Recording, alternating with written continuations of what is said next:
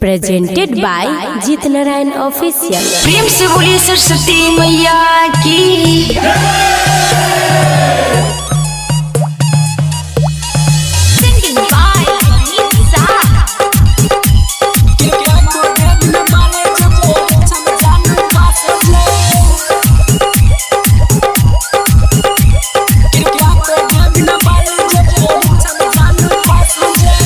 साल जान हमर फेल भेले, गाँव घर के सब लोग बोले, गाँव घर के सब लोग बोले।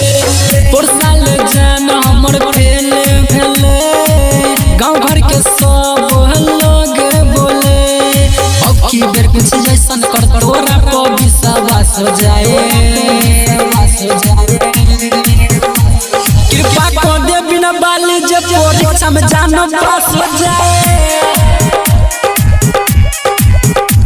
कृपा कर दे बिना बाली जब परीक्षा में जानो पास हो जाए। कृपा कर दे बिना बाली जब परीक्षा में जानो पास हो जाए। सब सुन रहे थे जीत नारायण ऑफिशियल की शानदार प्रस्तुति।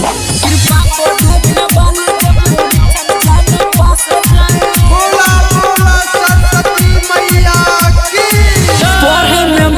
कमजोर छैने सबक के दुख को निहर लहिने, सबक के दुख को निहर लहिने। पढ़े में बड़ी कमजोर छैने सबक के दुख को निहर लहिने। रही एते शक्ति की भक्ति में तोरा वास हो जाए। कृपा कर दे बिना बाली जब परीक्षा में जानो पास हो जाए। कृपा कर दे बिना बाली जब परीक्षा में जानो पास हो जाए। कृपा कर दे बिना बाली जब परीक्षा में जानो पास हो जाए। कृपा कर दे बिना बाली जब परीक्षा में जानो पास हो जाए। जीत नारायण मैया सहाय छो कष्ट गे, ऐसा न कर दही हो जाते फर्स्ट गे, ऐसा न कर दही हो जाते फर्स्ट गे।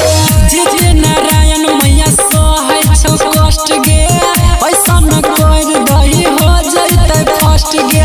दी होइए ना विद्या की जिंदगी वो कर झकास हो जाए। कृपा कर दे बिना बाली जब परीक्षा में जानो पास हो जाए।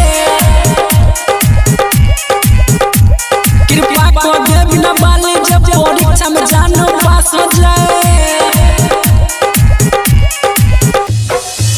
पर साल जान हमर फेल भेले, गाँव घर के सब लोग बोले। अब की बेर कुछ जैसन कर तोरा पर विश्वास हो जाए।